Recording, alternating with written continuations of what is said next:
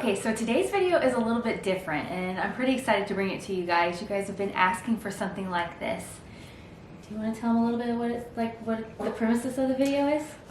So Leslie has interviewed people that are inside the really close circle of friends and family that we have, that are either have known me long enough to observe the changes I'm going through, and or they are Leslie's support network for, you gotta vent somewhere when I'm being just as peachy as a...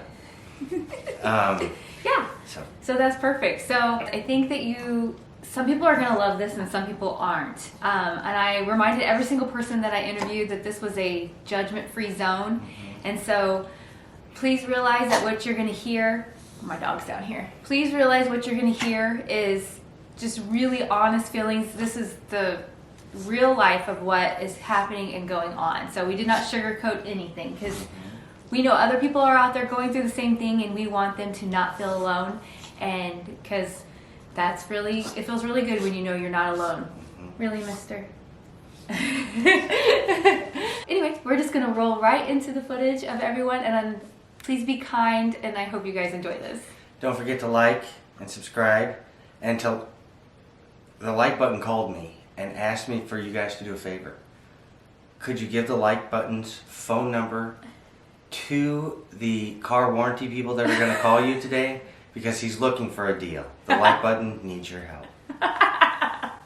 The car warranty people. They're going to call. Yeah, trust me, they're going to call. You're the guinea pig. You're the first one to do this. Oh, great. All right, so this is Michaela. Hi. This is Jason's youngest daughter. I exist. You guys don't normally see her because she lives in Florida. Yes. You have a way different perspective because you do live far away. I don't see him very often. Yeah.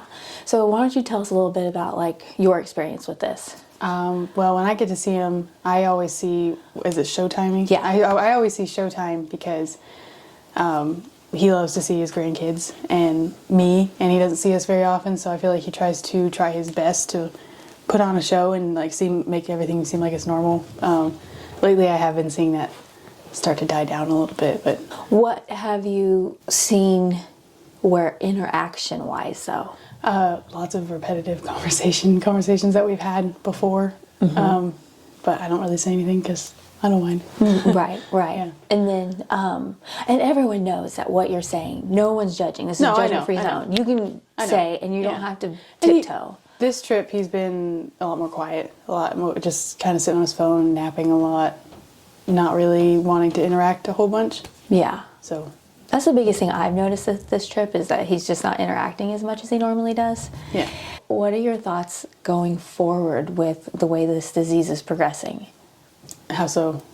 Just I don't know, do you see it progressing and how do you feel that this is going to go? What's your opinion on how?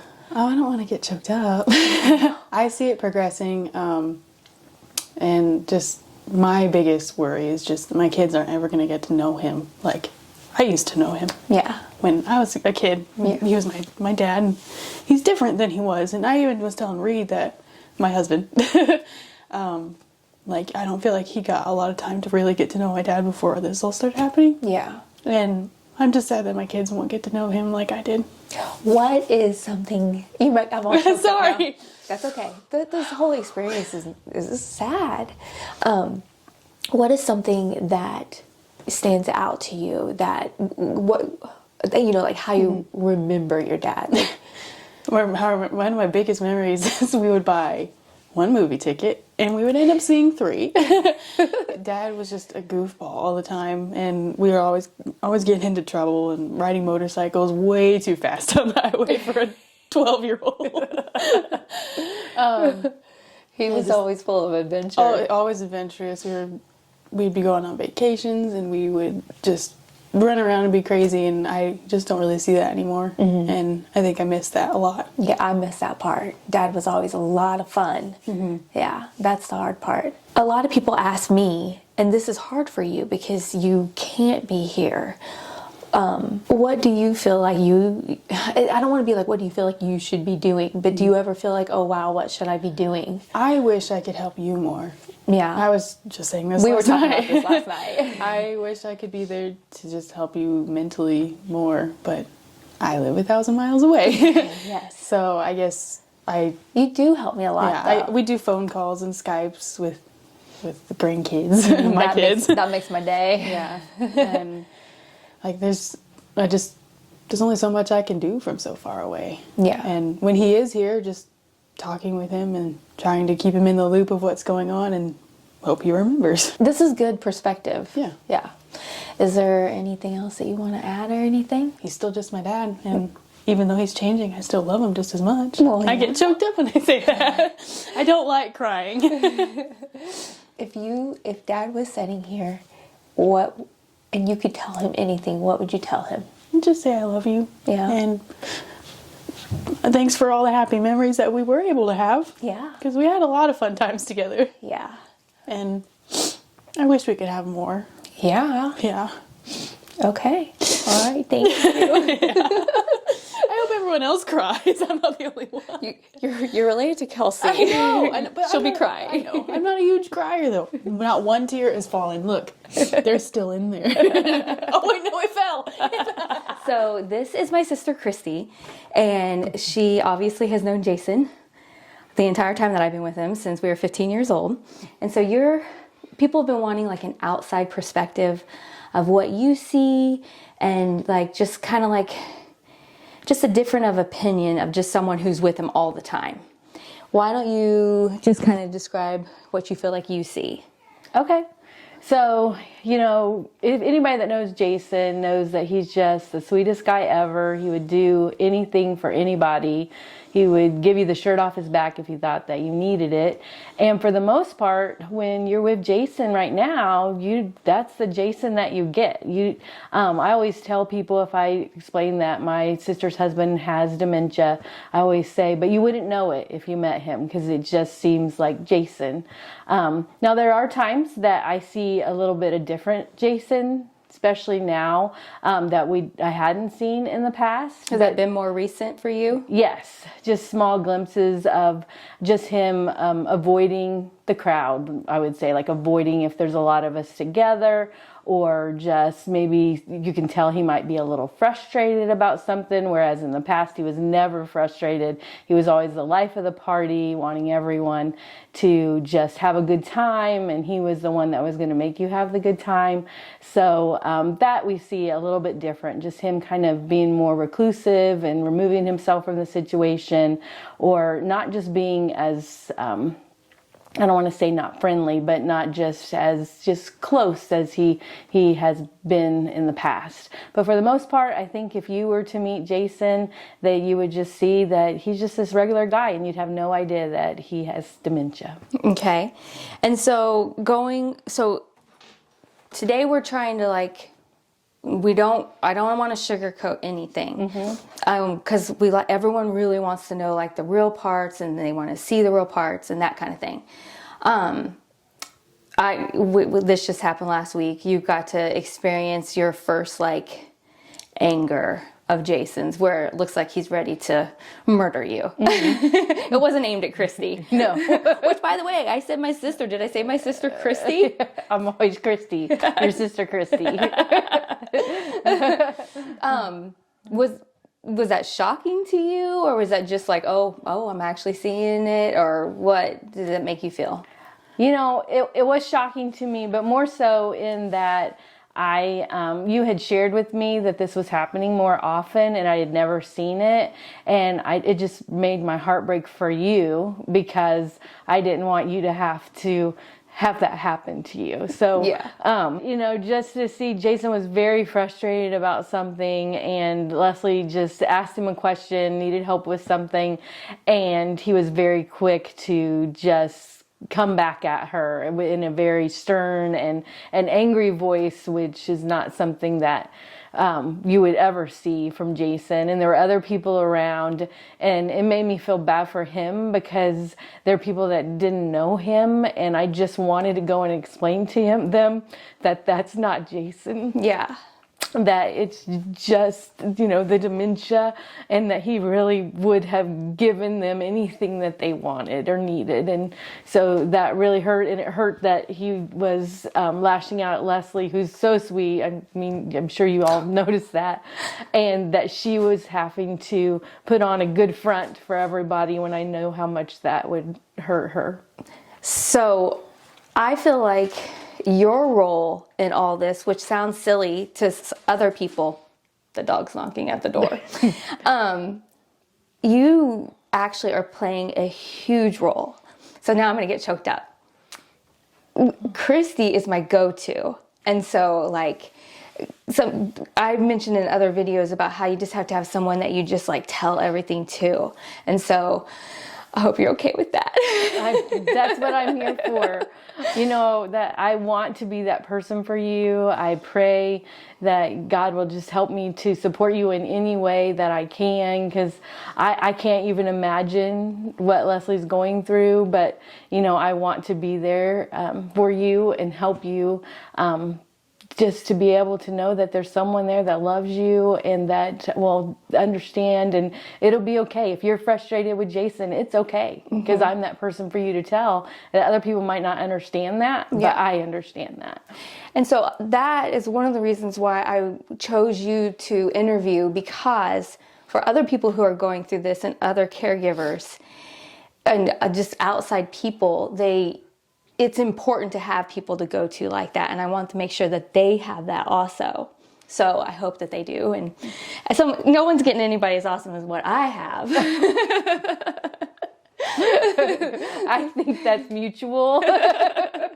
Last question, and not to be like, I don't want this is not like a memorial or anything like that. We're not to that, but I do think it's always fun for people to, and I think you hit the nail on the head already when you said that Jason was always the life of the party.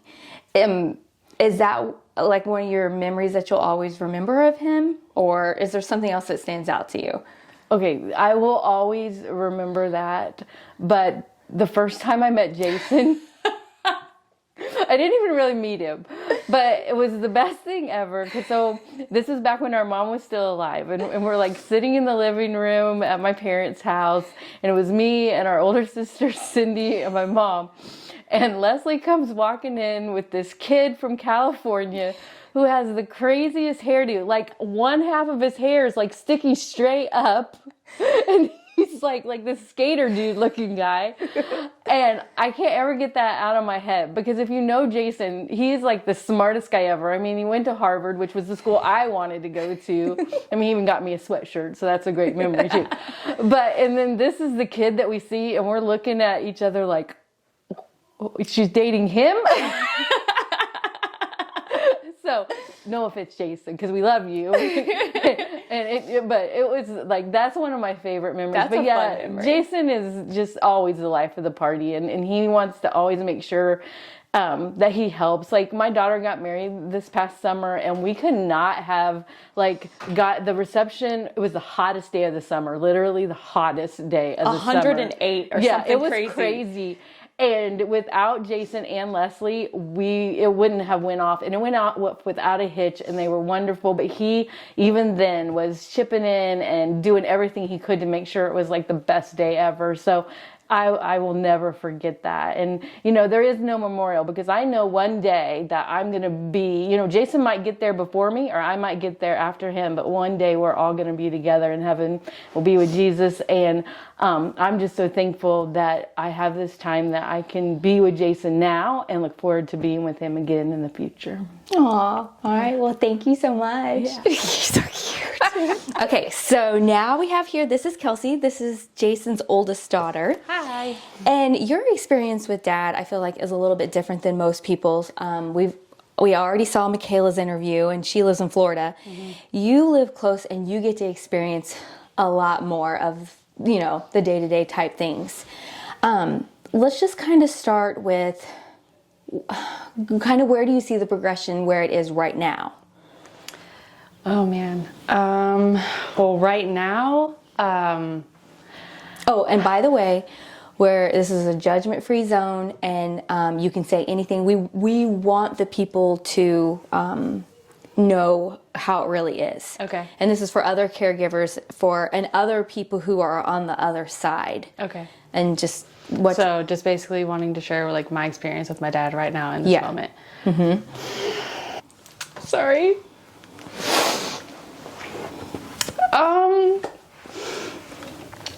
Right now my dad's really difficult to communicate with. I find it very hard to have conversations with my dad nowadays, which is not like us. If you know me, I'm a talker, and I learned it from him.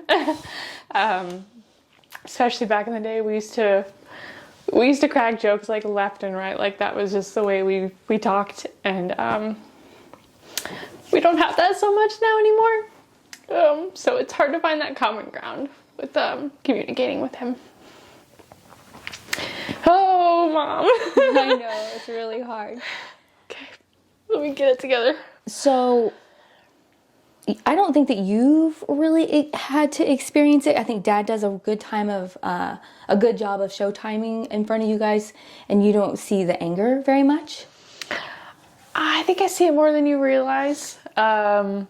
Unfortunately, his fuse is so short these days, and Oh yeah, we did some moving and all that. when he helped me move 2 years ago, he was just snapping so fast over nothing.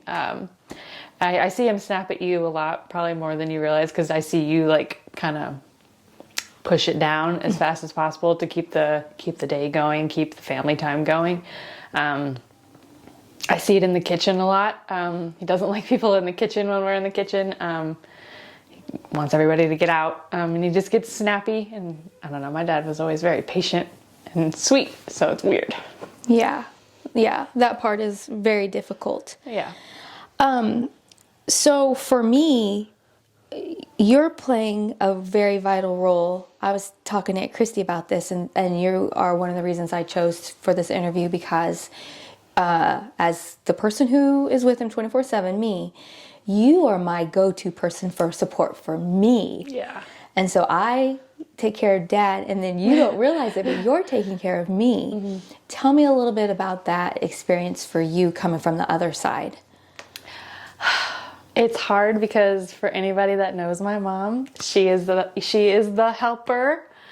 So she does not accept help very well, and I'm the same way. So I mean, I don't fault you for any of that. I wish there was more that you would let me do for you. You already do so much. It's very helpful. I'm always here for her to vent, and it's a judgment-free zone. She could cry her eyes out, and I'll always listen. And I always offer, if you need to come over and get away and just come see Hudson, that's my son. Just, anytime, my door, I think I've said to you many times, my door is always open, and I mean it. And so, yeah. Yeah. And I know that, and I thank you. Okay. I want to ask this question, and I don't want anyone to feel like it's this is in any way like a memorial, because we are not there and we are not at that yet. Yeah. But what is something about your dad that is always like a top memory or something fun that you always think of? Oh my gosh. When I think of my dad, I think of traveling. Yeah. And going on trips. Sorry. It's so hard to explain, but it sounds silly. And I know how privileged I am for all the trips we went on as I was growing up. I'm so... I'm just so grateful for that, and I literally feel like I've experienced a lifetime of adventures with my dad, and I don't know if it was because, this was gonna end up happening. I'll cherish it always. My favorite memory, one that I always think about, is when we were in Kauai when I was younger. And I'll tell the story, I'll just embarrass myself. There was lava rocks on the beach, and I picked one up, and it was bird crap. So we still laugh about that. We still laugh about it to this day. My dad always talks about my squishy lava rock. Mm-hmm. It was bird crap. Yeah. So just traveling, and I just feel so lucky to have gone on so many adventures with him. More than I think a lot of people can ever say they did with their parents. I think that is a big thing for him also, because even in the frame of mind that he's in now, he brings traveling up to Kelsey still. Like, so you ready to go to Hawaii? You ready to go to Hawaii? You ready to go here? You ready to go there? It's just, it's been our bond, I think. But like the two of us on trips are very much the same, and the same mind frame of like, we got to soak this up. We got to do everything we can. I definitely like attribute a lot of my sense of adventure from him. So it's been so special, and it makes me sad to think about the future and not being able to really do that. So yeah. Let me tell you something your sister said that didn't get on the tape. Okay. And man, guys, I wish this would have been on there. She said that people don't realize, but we're already going through the grieving process. Yeah. Because we're literally watching him die it before our eyes. right in front of us. And I already in a sense feel like I've lost my dad, but he's still here. But he's not who my dad was. Sometimes he is.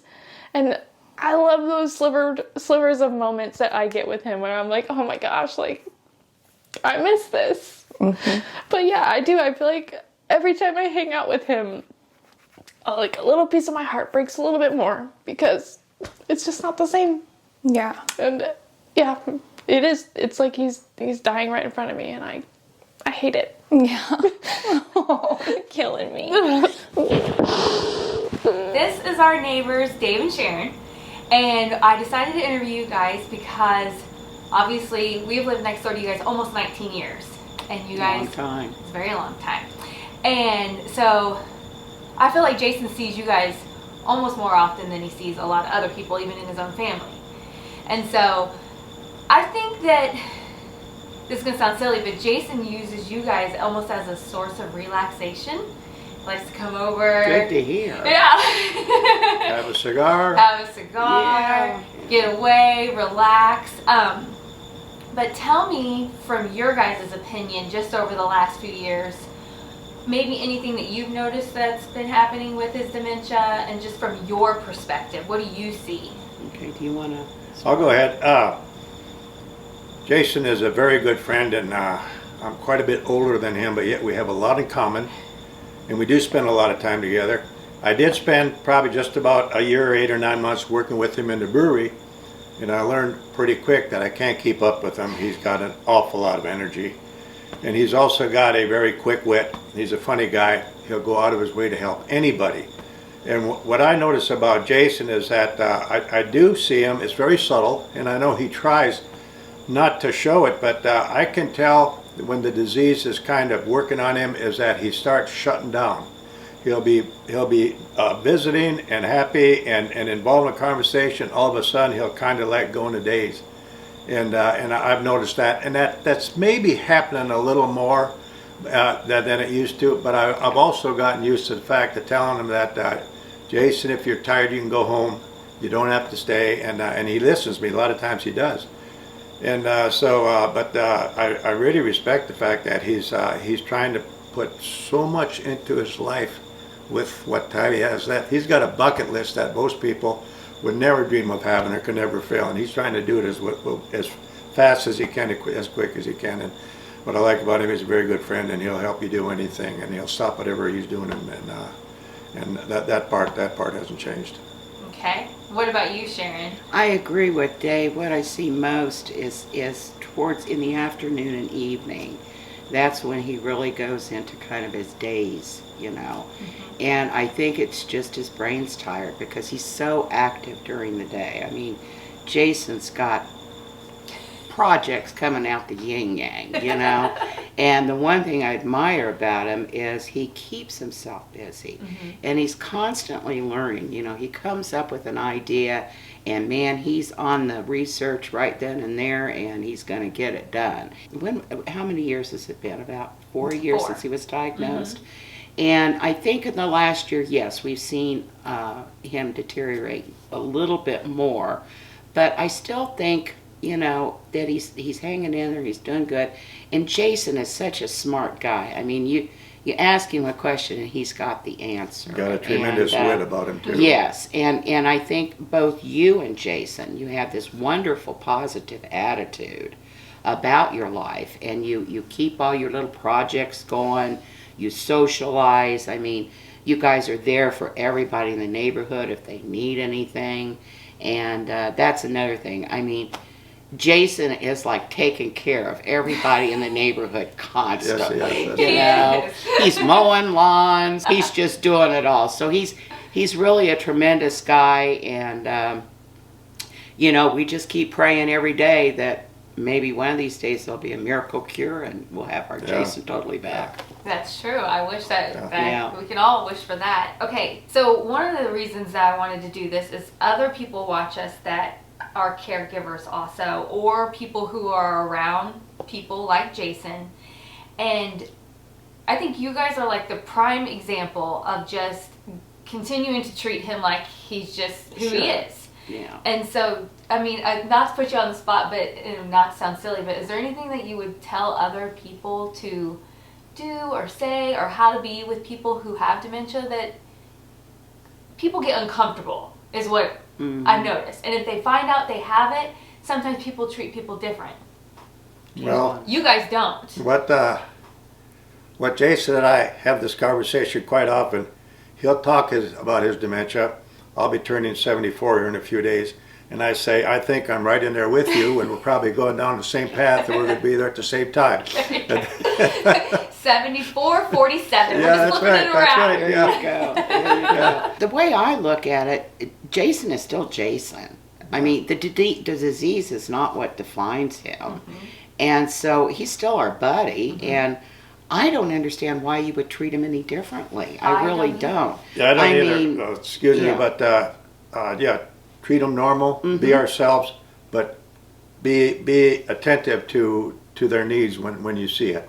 That's good. Like when he's getting tired Yeah. or he shuts his shutdown mode and everything. Then Do you guys have like is there anything like I don't know, not like a top memory, but something that stands out with him that you guys will always think of when you think about Jason?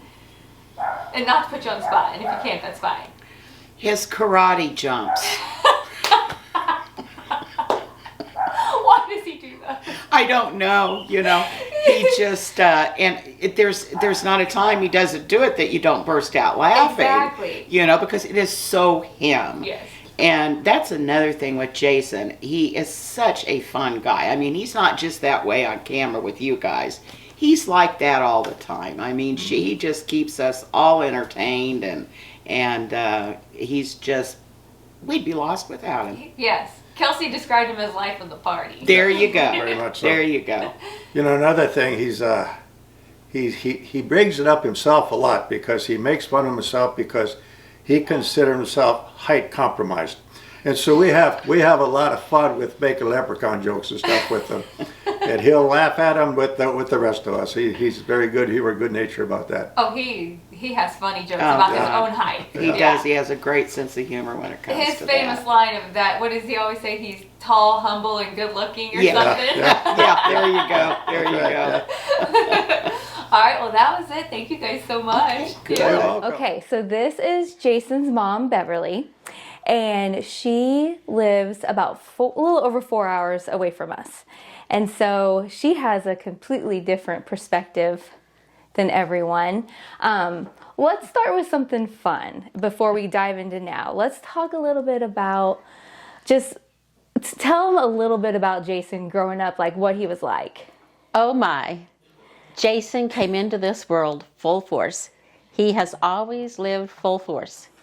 He started walking at 9.5 months, and he has just been an ambitious little guy. And that has continued throughout his lifetime. He just had high energy, and he's always been a barrel of fun to be around, but he was high energy child. Yes. Not naughty, but I'll say he wasn't naughty, but created situations. He was stubborn, I feel like. Challenging. Like he wanted to do what he wanted to do. He did want to do what he wanted to do. He would negotiate until he got his way. He was quite the negotiator. Yes. Tell you that. I could see that because he's still stubborn to this day about wanting to do what he wants to do. Yeah. Yes. Yes. You've started to probably, even though we only get to really see you now at like holidays and trips here and there, I'm sure you've started to notice symptoms as his mom of how he's like starting to progress. Tell us what you see. Primarily, when we see Jason, quite often it might be at a family dinner, and I observe he's more tired. Rather than sitting around the table and conversing, which he does sometimes, other times he just leaves and he goes to the recliner and takes a nap. Yeah. So he's protecting himself, I believe. I observe now that I think he's just, I'm just going to leave the situation. Yes. So that's a change. We've kind of talked about this with the other ones that we've interviewed. Have you witnessed something that's different, like were you seeing a different side of him, where you see like an angry side or anything like that that's not normal for his behavior? I have seen him get angry, but then, and I know you handle that very well, that he'll bring it down. Have I observed him being angry before? Probably. Mm-hmm. So I have, and I think he does really good at managing that now, but I know he be short. I see him being short-fused. Mm-hmm. And you guys have handled that well. It's just bring it down. I've observed that with you, that you help him handle that. Okay. One of the questions that we got asked, people always are curious about like Jason's family and where do you see yourself as this continues to go? It's difficult because you live 4 hours away, but in your mind, what role do you feel like would be for you? Like, my primary role at this point would be a support system for Leslie. Mm-hmm. And I am not physically present, and I don't know that there would be help accepted if I were there. But Leslie does a good job of calling me, and so I feel like that would be a primary thing that she can call and share with me. I'm quite sure you feel like I'm a safe person to talk to, and sometimes you just need to talk to somebody. Yes. I've definitely built a little support network of people that... So I think that's my primary role, and I might view that differently at some future point, but I see that as my primary. I agree, support. because a lot of people don't realize that whether Jason had an illness or not, he's never been the one that would be like, someone rang your doorbell. Is it probably grandma? I don't know. I don't think that Jason is the type that would ever like want someone else to take care of him. No. That's not his personality. No. Yeah. So Most of us don't. No. You usually... Most of it don't. Most of us don't. You just rely on like your spouse to do that kind of stuff, and that kind of thing. Tell us, for fun, you kind of told us a little bit about his personality. What's one of your favorite top memories that you probably have a lot, but do you have one that sticks out in your mind? Oh my.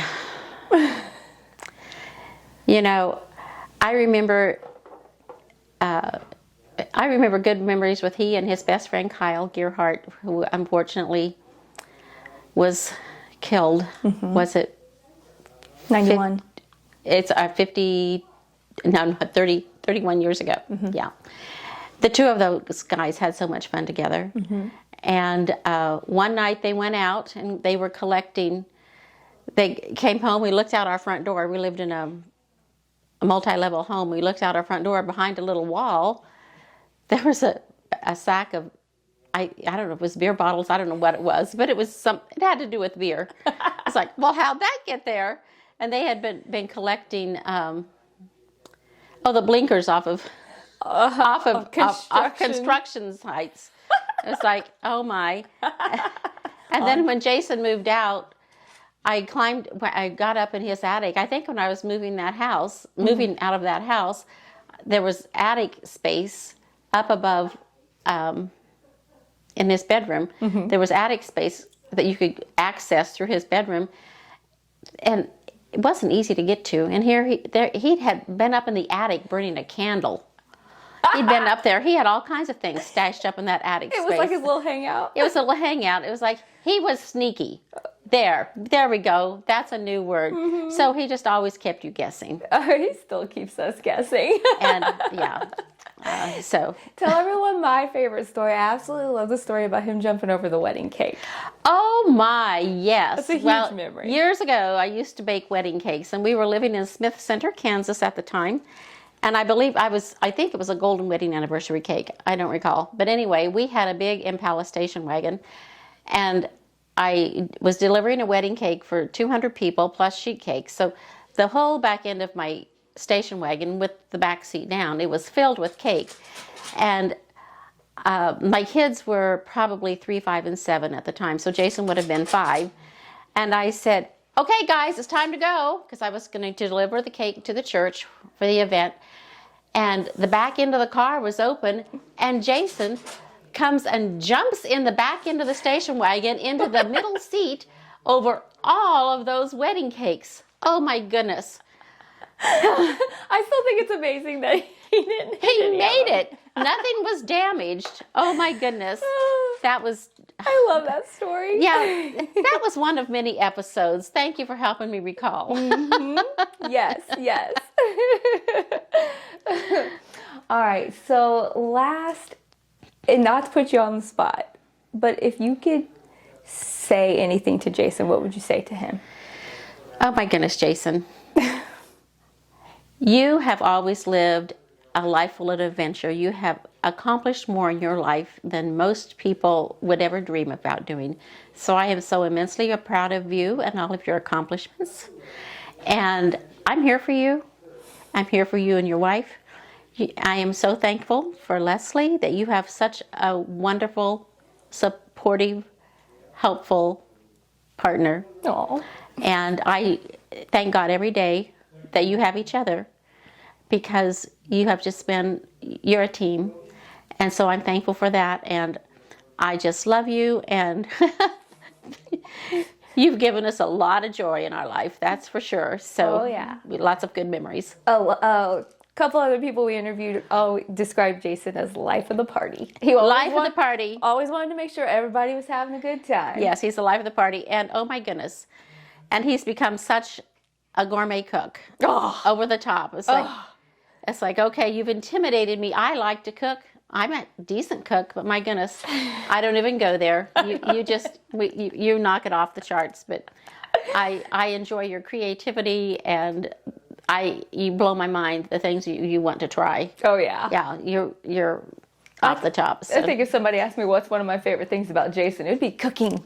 Yeah, absolutely cooking. Yeah. Yeah, absolutely cooking. All right. Well, thank you so much. Thank you.